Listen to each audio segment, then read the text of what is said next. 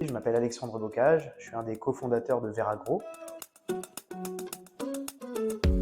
Veragro, c'est à la fois très simple et très compliqué. On fabrique des biostimulants agricoles. Ce sont des optimisateurs, des boosters de culture, de rendement agricole, majoritairement pour les grandes cultures et les cultures industrielles.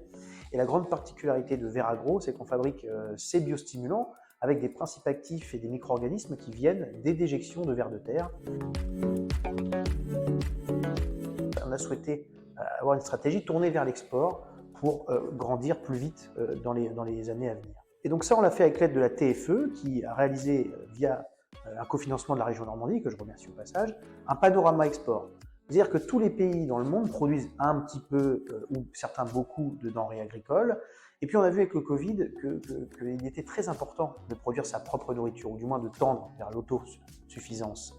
Donc finalement, on a un panel de tous les pays qui s'ouvraient devant nous pour aller commercialiser nos produits. Il a fallu sélectionner, parce qu'évidemment on est 17, on ne peut pas aller voir plus de 200 pays.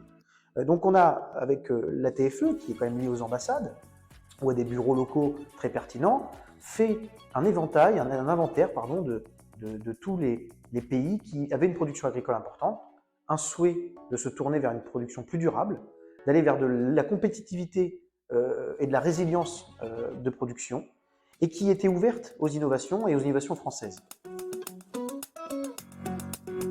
Alors les objectifs de Veragro à l'export en 2025 et 2026-2027, restons à moyen terme, sont très bien identifiés.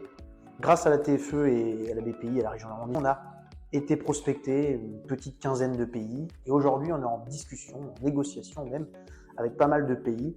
Et donc en 2025, on aimerait bien ouvrir les marchés ukrainiens, marocains, camerounais, belges et allemands.